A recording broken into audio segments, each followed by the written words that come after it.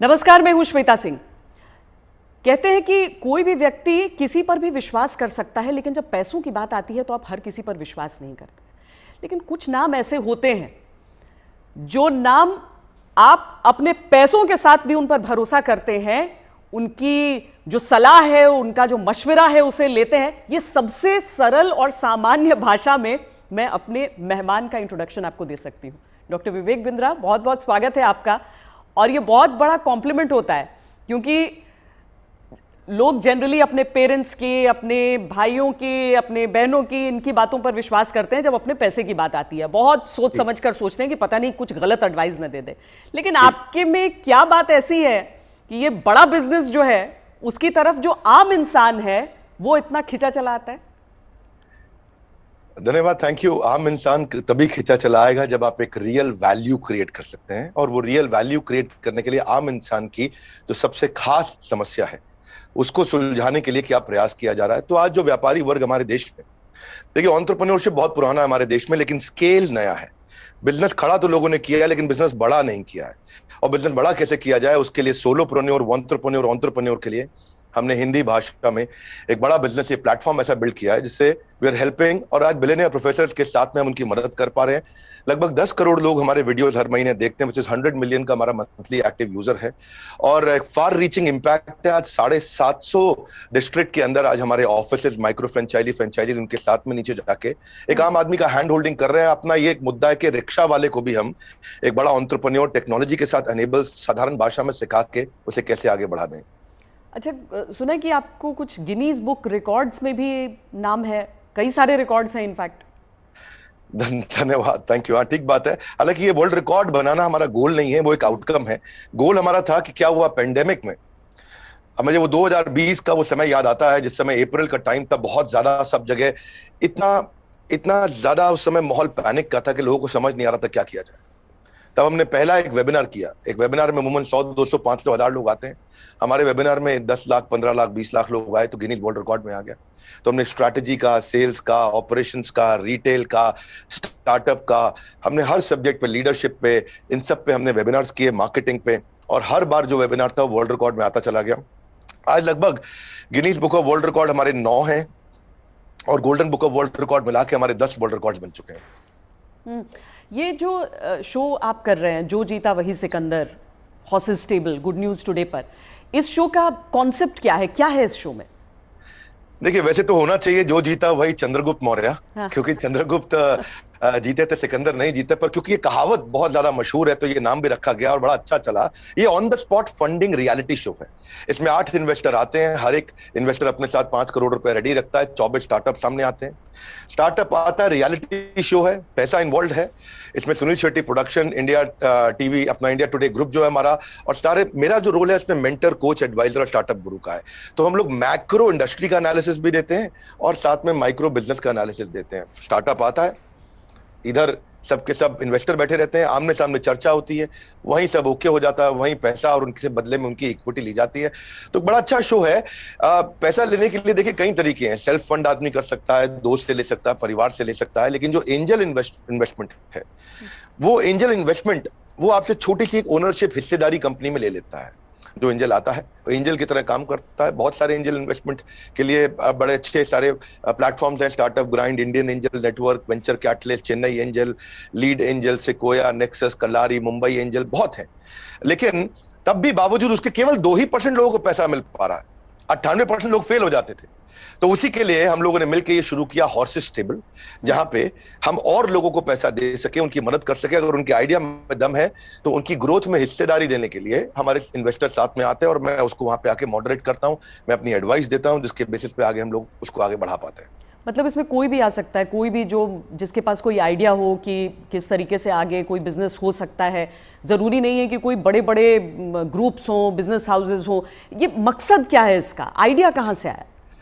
श्वेता जी, यही तो मेन मुद्दा है कि अगर आज मैं गुवाहाटी के आगे वहां से 200 किलोमीटर दूर जाके, जहां असली भारत बसता है, जो केवल दिल्ली मुंबई में नहीं है, उन लोगों को हम ला सके, उनको बढ़ा सके। देखिए, आइडिया यहां से आया कि एक एडम स्मिथ नाम के जेंटलमैन रहे, उन्होंने मैक्रो इकोनॉमिक्स में किताब लिखी है।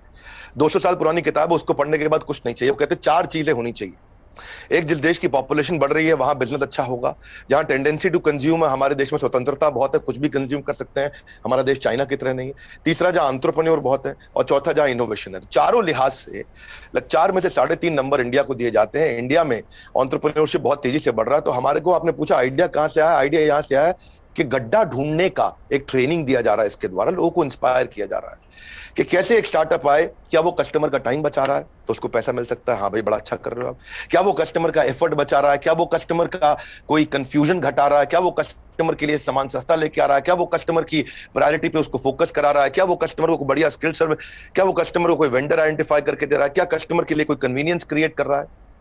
तो basically Urban Company, OYO, Swiggy, Ola, Zomato, Flipkart, Just Dial, Zoom, ये सब इंडियन स्टार्टअप्स हैं जो कस्टमर की कोई ना कोई समस्या को सुलझा रहे हैं, और जैसे वो समस्या सुलझाते हैं, और इसी के लिए हम इंस्पायर करना चाहते हैं कि स्टार्टअप ऐसा ही है जो कस्टमर की बर्निंग प्रॉब्लम को, ज्वलंत समस्या को सुलझा सके।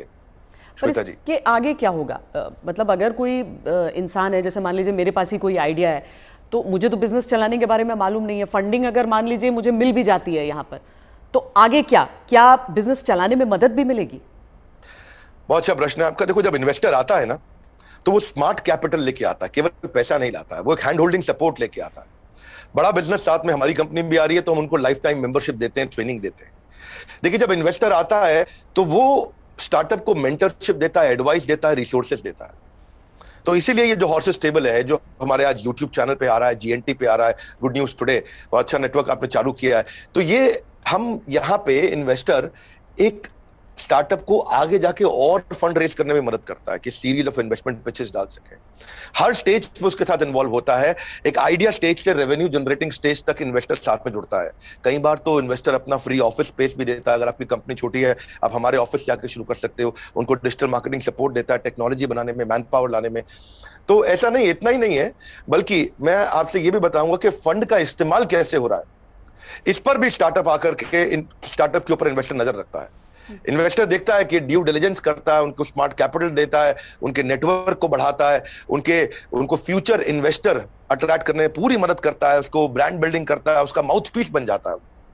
वो केवल पैसा नहीं इन्वेस्ट करता है, वो उसको पूरी गाइडेंस देता है आगे, उसको बिल्कुल हॉक आई के साथ में जुड़ा रहता है, उनकी रिपोर्ट्स लेता है हर हफ्ते, हर महीने। ऐसा नहीं कि जैसे लिस्टेड कंपनी तो क्वार्टरली रिपोर्टिंग करते हैं, इनसे तो हर महीने रिपोर्ट किया। तो स्टार्टअप पे कड़ी नजर भी रहती है कि वो पैसा कैसे इस्तेमाल कर रहा है, और उसको हैंड होल्डिंग करके सपोर्ट करके ग्रोथ के लिए भी मदद की जाती है।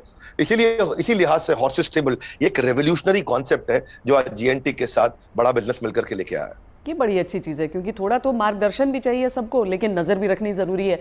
लेकिन एक थ्योरी ये भी है डॉक्टर विवेक बिंद्रा कि स्टार्टअप्स का बबल एक क्रिएट हुआ था, और वो जो बुलबुला है वो अब धीरे धीरे फूट रहा है। आपकी क्या सोच है इस पर? नहीं, मैं ऐसा बिल्कुल नहीं मानता। ये कोई बुलबुला नहीं, ये रियल सब्सटेंस है। अगर ये बबल है तो हमें मानना होगा कि 700 मिलियन इंटरनेट यूजर भी इंडिया में बबल है। इंटरनेट यूज करना बंद कर देंगे क्या लोग? आज UPI card payments, net banking, transaction, ये सब बंद हो जाएगा। अक्टूबर में ही साल $100 बिलियन की ट्रांजैक्शन यूपीआई पे इंडिया में हुई है। ये स्टार्टअप का नतीजा है। रेवोल्यूशनाइज किया है डिजिटल ट्रांजैक्शंस को, ये स्टार्टअप का नतीजा है। बहुत सक्सेसफुल स्टार्टअप्स आ रहे हैं। 42 नए यूनिकॉर्न 1 साल में आए हैं। आप समझिए, जितने यूनिकॉर्न 10 साल में बने, यूनिकॉर्न का मतलब 7,500 करोड़ की कंपनी, जितने स्टार्टअप 10 साल में बने, उतने ही स्टार्टअप पिछले 1 साल में भी बन गए। तो ये बबल नहीं है। इंडिया इस समय टॉप 3 यूनिकॉर्न प्रोड्यूसर में जो स्टार्टअप के है उसका नाम आ चुका है। यानी कि हर 9 दिन के अंदर हमारे देश में एक नया $1 बिलियन स्टार्टअप पैदा हो रहा है। स्टार्टअप जो है ना, ये अब 2011 में 9.5 साल लगा करते थे, और उसके बाद ये समय कम होता चला गया। 2012 से जो स्टार्टअप आया वो 4.5 साल में $1 बिलियन हो गए। आप ये समझिए कि ट्रैवल एजेंसी जो होती थी वो Goibibo, Thomas Cook, Make My Trip में आ गई। सरकारी नौकरी घट रही है, स्टार्टअप बढ़ रहे हैं। पेपर अब डिजिटल हो गया है, किताबें किंडल में मूव कर गई हैं, बिजली अब सोलर होती जा रही है, रिटेलर अब अमेजॉन, फ्लिपकार्ट और रिलायंस पे मूव कर गया है, गाड़ियां ड्राइवरलेस हो रही हैं, ब्लॉकबस्टर सीडी को खत्म करके यूट्यूब, अमेजॉन प्राइम, नेटफ्लिक्स आ गया है, सेल फोन के बिल अब घट रहे हैं, इंटरनेट के बिल बढ़ रहे हैं, गाड़ियों की सेल घट रही है, ओला उबर बढ़ रहा है, रेस्टोरेंट शटडाउन हो रहे हैं, ऑनलाइन फूड डिलीवरी बढ़ रहा है। आज बच्चों को जो है ऑनलाइन स्टडीज उनकी बढ़ गई है, प्राइवेट कोचिंग घटती जा रही है। इसका मतलब क्या है? जो स्टार्टअप है ना, वो एक रेवोल्यूशन है। पहले कबूतर चिट्ठी लेके जाता था, आज व्हाट्सएप चिट्ठी लेके जा रहा है। इसके बीच में बहुत लंबी जर्नी थी, और सिलिकॉन वैली में कम से से कम 15 स्टार्टअप ऐसे बैठे हैं जो व्हाट्सएप के खात्मे की तैयारी कर रहे हैं। और नेक्स्ट जो रेवोल्यूशन आएगा, नेक्स्ट सिलिकॉन वैली आने वाले समय में बेंगलुरु से शुरू होकर के भारत से ही आगे निकलेगा। वाह, क्या बात। लेकिन कई स्टार्टअप्स फेल भी तो होते हैं, कई स्टार्टअप्स फेल हो जाते हैं, इसकी वजह क्या रहती है? श्वेता देवी, ऐसा स्टार्टअप फेल होने के मेन 8-10 बड़े कारण होते हैं। पहला तो कोई डिफरेंशिएशन ना हो, आप वही कर रहे हो जो बाजार में सब कर रहे थे। दूसरा, फोकस की कमी हो, सारी चीजें करने में लगे हैं, फोकस नहीं है। तीसरा, उनकी एग्जीक्यूशन की स्पीड कमी है। चौथा, अगर बिजनेस अच्छा ले भी आए तो रेकरिंग रेवेन्यू नहीं है, वो कस्टमर के साथ माल दो पैसा लो रिश्ता खत्म। रेकरिंग रेवेन्यू यानी कि बार बार उसके साथ ट्रांजैक्शन होना चाहिए। पांचवा, कि वो अपनी टीम अच्छी नहीं बना पाते, दे हायर पुअरली, और एक कमजोर टीम लेके आते, एक कैटेगरी टीम नहीं बिल्ड करते। वो कुछ ऐसा बना बैठते हैं, गलती से एक और गलती एक करते हैं कि वो जो मेरे को अच्छा लग रहा पर कस्टमर को उसकी जरूरत नहीं, यानी कि कस्टमर अनफ्रेंडली प्रोडक्ट बना देते हैं, कस्टमर का फीडबैक नहीं लेके आ पाते हैं, पैशन नहीं होता है, प्रॉफिट के चक्कर में चले गए लेकिन पैशन नहीं है। ये बड़ा जरूरी है, आंसर बड़ा महत्वपूर्ण है। जो आज व्यूअर देख रहे हैं उनको ये समझना चाहिए कि अगर बिजनेस मॉडल और रेवेन्यू मॉडल कमजोर है, प्री मैच्योर स्केल किया, बिजनेस खड़ा हुआ नहीं, बड़ा करने पहले निकल गए, बिना टेक्नोलॉजी के स्केल किया और उसके चक्कर में फिर आपने कर्जा भी ले लिया, तो फिर जो है वो एग्जीक्यूशन और स्लो होगा, प्रॉफिट और कैश फ्लो खत्म होगा, और फिर कैश बर्नआउट के बाद आप फंड भी रेज नहीं करेंगे। यही मुख्य कारण होते हैं कि स्टार्टअप फेल होते हैं। तो पहले बिजनेस को खड़ा करना है, बाद में बिजनेस को बड़ा करना है। क्या हम समझे कि एक स्टार्टअप कल्चर है अब और ये डेवलप हो रहा है, और ऐसे में भविष्य से आपकी क्या उम्मीदें हो जाती हैं? देखिए, स्टार्टअप का कल्चर अब डेवलप हो रहा है इंडिया में। पिछले काफी समय से हम ऑब्जर्व कर रहे थे, नंबर 1 पे सिलिकॉन वैली, न्यूयॉर्क सिटी, उसके बाद London, Chicago, Los Angeles, Seattle, Boston, Berlin, Tel Aviv Israel में जो है, और सिंगापुर। यही केवल 10 शहर थे दुनिया के अंदर जहां स्टार्टअप्स बिल्ड हुआ करते थे। अब अचानक बेंगलुरु बहुत तेज आगे आया। हम जो पीछे थे अब हम आगे बढ़ रहे हैं। परंतु क्यों हम पीछे रह गए थे और भविष्य में कैसे आगे बढ़ेंगे उसको समझते हैं। हम पीछे इसलिए रह गए क्योंकि हमारा इंडियन एजुकेशन सिस्टम बहुत कमजोर था। इंसान को रोटी कपड़ा मकान के अलावा सबसे ज्यादा जरूरी है शिक्षा, और यहाँ पे ग्रेजुएट इतने प्रोड्यूस हो रहे हैं जितने कंज्यूम नहीं हो रहे थे। Real time corporate campus experience नहीं है, पढ़ाई पुरानी है, स्टैग्नेंट सिलेबस है, कन्वेंशनल थियोरेटिकल क्लासरूम अप्रोच थी। इस चक्कर में अंडर एम्प्लॉयमेंट जो है वो अनएम्प्लॉयमेंट से ज्यादा बड़ी समस्या है। आज राजनेता लोग सबके सब हमारे यहाँ पॉलिटिक्स में अनएम्प्लॉयमेंट की बात करते हैं, लेकिन अंडर एम्प्लॉयमेंट कितनी बड़ी बात है कि अब ग्रेजुएट पोस्ट ग्रेजुएट को 14,000 रुपए की तनख्वाह मिलती है, पीएचडी होल्डर को आज अगर 20,000 की तनख्वाह मिल रही है तो कितना बुरा हाल है। लो इंडस्ट्री डिमांड है, इनकॉम्पिटेंट फैकल्टी है, जो कॉलेज में पढ़ा रहा है उसको पढ़ाना नहीं आ रहा, कॉलेज में प्रोफेसर वो बन रहा है जिसको कोई नौकरी नहीं मिल रही है। तो स्टूडेंट की एस्पिरेशन बहुत थी, प्रिपरेशन यहाँ थी, प्रिपरेशन है नहीं, एस्पिरेशन बहुत ज्यादा है। उस चक्कर में हमने हार्वर्ड के प्रिंसिपल्स को इंडिया में अडॉप्ट किया कि 80% case study, 10% project, 5% lecture, 5% learning. ये है 100% का पूरा मॉडल। और आप जो है ये जो आपका बेसिकली प्रश्न है कि कल्चर डेवलप हो रहा है, हाँ अब ये कल्चर डेवलप हो रहा है। ओरिजिनल क्वेश्चन आपका यही है कि कल्चर ऑफ इनोवेशन आ रहा है, और इससे ना इकोनॉमिक एक्टिविटीज, मनी सर्कुलेशन अपने आप इंप्रूव होता है, और इससे देश में फर्क आ रहा है। मेरा कंक्लूजन यही है कि लोगों के पास आइडियाज हैं, कैपेबिलिटी है। हमने जो ये शुरू किया है हॉर्सेस टेबल, जो जीता वही सिकंदर, ये एक ऐसा रेवोल्यूशनरी कॉन्सेप्ट है जिससे एक आम आदमी को भी ना मन में ये फीलिंग आ गया है, यार आइडिया देने पे पैसा मिल सकता है तो मुझे भी कुछ करना चाहिए। केवल आइडिया देने पे पैसा मिल रहा है, भैया तो कमाल हो गया है, मैं भी आता हूं, मैं भी आगे बढ़ता हूं। बड़ा उत्साह इस समय बढ़ रहा है देश का। हमारे यूट्यूब चैनल पे हमको बहुत फीडबैक्स मिल रहे हैं, जीएनटी पे मैंने देखा बहुत से फीडबैक्स मिल रहे हैं, लोग बहुत पसंद कर रहे हैं, शेयर रेट बढ़ गया, वीडियो कंजम्पशन रेट बढ़ गया। नहीं, आप बहुत सही बात कह रहे हैं, क्योंकि 12वीं कक्षा की इकोनॉमिक्स जब हम पढ़ते हैं तो उसमें अनएम्प्लॉयमेंट में तो कई चैप्टर्स हो जाते हैं, अंडर एम्प्लॉयमेंट सिर्फ एक सबहेड के तौर पर नजर आता है। लेकिन बहुत बड़ी समस्या है, देश में टैलेंट की कमी नहीं है, टैलेंट पूल है हमारे सामने।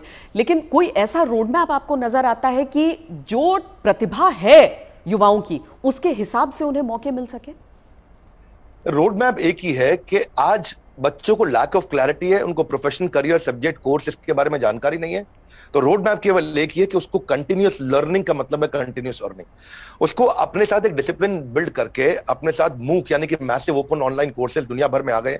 लगातार सीखने से खाली दिमाग खुले दिमाग में परिवर्तित हो जाएगा। अब जो anyone who keeps on learning he will stay young forever, ये हेनरी फोर्ड ने बोला है। बड़ा बिजनेस भी इसीलिए आया, दुनिया भर में कॉर्पोरेट ट्रेनिंग हो रही थी, स्किल डेवलपमेंट हो रहा था, K-12 की बात हो रही थी, टेस्ट प्रिपरेशन हो रहे थे, बायजूस, वेदांतु सब आ गए, लेकिन एक आम आदमी के लिए, व्यापारियों के लिए सिखाने के लिए कुछ नहीं था। तो रोड मैप ये है कि आपको आज लर्निंग पे फोकस करना चाहिए। हमने भी उस गैप को समझा, हमने देखा कि कस्टमर के पास आज टाइम नहीं है, क्वालिटी टीचर नहीं है, हिंदी भाषा के अंदर कंटेंट नहीं है, मिनिमम एजुकेशन रिक्वायरमेंट पूरी नहीं कर पाते, आज MBA कॉलेजेस तो बहुत महंगे हैं, MSME के मेंटर नहीं है। तो मैंने उसके लिए हमने बड़ा बिजनेस चालू किया कि लोग आकर के सीखे। वहां क्या मॉडल है, any time anywhere any device. कोई मिनिमम एजुकेशन नहीं चाहिए, वीडियो, वॉइस, वर्नाक्युलर, आपका टाइम हम सेव करेंगे ताकि आप सक्सेस मिले आपको, इजी टू यूज कर दिया है। सारे business planning tool, framework, agreement, उनको डॉक्यूमेंट, स्ट्रैटेजी शीट, हर एक चीज बना के हैंड होल्डिंग के साथ, कोई भी सब्जेक्ट में फंसे वो, strategy, sales, HR, finance, customer service, funding, operations, technology, marketing, admin, legal, production, इस सब में उसको मदद करते हैं ताकि वो आकर के सीखे। तो बेसिकली रोड मैप ये है कि आदमी को सीखना चाहिए। हमने ऐसा किया है कि हमने 750 रुपए महीने पे एक एग्जीक्यूटिव एमबीए उसको कराना शुरू कर दिया है। 1500 रुपए महीने पे हमने एक अडल्ट को एमबीए कराना शुरू कर दिया है। सिखा कौन रहा है मेरे साथ? मेरे प्रोफेसर एक कैटेगरी है, Kent RO, Patanjali, Amul, Morgan Stanley, Somani, Apollo, Ford Motors, इन सबके चेयरमैन हमारे साथ जुड़े हुए सिखा रहे हैं। Dainik Bhaskar, Lal Path Lab, Xiaomi, HDFC Limited, जब इनके चेयरमैन एक अच्छा बिलियनियर प्रोफेसर आके सिखाता है और वो लर्निंग देता है और इतनी अफोर्डेबल प्राइस पे देता है, तो उससे रेवोल्यूशन आ रहा है। यही कारण है कि आज देश में बहुत सारे लोग हमारे साथ जुड़े हैं, जिसके कारण हम वो सीख पा रहे हैं, आगे बढ़ रहे हैं। तो रोड मैप सब लोग को मेरा एक ही मैसेज है कि अगर आपको अर्निंग बढ़ानी है तो पहले लर्निंग बढ़ानी होगी। क्योंकि अमूमन ऐसा होता है कि कुछ बड़े बिजनेस हाउसेस, हम सब टाटा बिरला को देखते हुए बड़े हुए, लेकिन वो मोनोपोली है इतना भी समझ में आया, कुछ कठिन शब्द लोग सीखते गए, लेकिन इतना भी साथ में सीखा कि सारा कंट्रोल इन्हीं के हाथों में रहेगा। लेकिन क्या ये स्टार्टअप कल्चर जो है वो बिजनेस डाइवर्सिफिकेशन में मदद कर सकता है? श्वेता देवी, अब जमाना बदल गया है। पहले $1 बिलियन कंपनी बनाने में जो 50 साल लगते थे, 5 साल में बन जाती है। जो हमारे यहाँ टॉप रैंकर सबसे बड़े अरबपति 1950 में थे, उनमें से अब कोई दिखाई नहीं पड़ता है टॉप अरबपति की लिस्ट में हमारे देश में। अचानक जमाना बदल गया है। इनफैक्ट सन 2000 तक भी नौकरी.com, मेक माई ट्रिप, इनको 14 साल लगे $1 बिलियन कंपनी बनने में। पर आप उसके बाद देखिए, फ्लिपकार्ट, पॉलिसी बाजार, जोमेटो आया तो इनको 14 साल नहीं लगे, ये 8.5 साल में $1 बिलियन हो गए। और उसके बाद में देखिए, नाइका, ओयो, उड़ान और ओला इलेक्ट्रिक आया, ये 2 साल 3 साल में $1 बिलियन कंपनीज हो गए। तो अब जो है वो कॉर्पोरेट्स की बपौती नहीं रह गया है बिजनेस। अब पहले हुआ करता था कि बड़ी मछली छोटी मछली को खा जाया करती थी, आज बहुत सारी छोटी मछली मिलकर बड़ी मछली को खा जाती हैं, और उसी रेवोल्यूशन में हम कंट्रीब्यूट कर रहे हैं साथ में। डॉक्टर बिंद्रा, बहुत मज़ा आया आपसे बात करके। और एक चीज़ मैं कहूँगी कि आमतौर पर क्या है कि ये बिजनेस के कॉन्सेप्ट्स जो हैं उसमें अंग्रेजी का इतना इस्तेमाल होता है कि आम लोग कनेक्ट नहीं कर पाते हैं, आंकड़ों का इतना इस्तेमाल होता है कि लगता है कि यार ये तो हमारे बूते की बात नहीं है। आप इतने सिंपल तरीके से समझाते हैं, मुझे लगता है इसीलिए ऐसी चीज़ों पर भी लोग आपकी बात को समझते हैं, आपकी बात को मानते हैं। और ये जो जी, हर एंकर के साथ भी उतना अच्छा नहीं लगता जितना श्वेता देवी आपका इम्पैक्ट है और आज तक का इम्पैक्ट है। मैं तो मतलब मानता हूं उस बात को कि आज तक जितना न्यूट्रल और जितना अच्छा चैनल रहा है, और खास तौर से जो आपने इन्फ्लुएंस क्रिएट किया, तो आपको बहुत बहुत बधाई। धन्यवाद, आपने इतना समय लगाया आज लोगों को इन महत्वपूर्ण पहलुओं पर हम चर्चा कर सके। Thank you so much. Thank you so much. धन्यवाद श्वेता देवी, थैंक यू।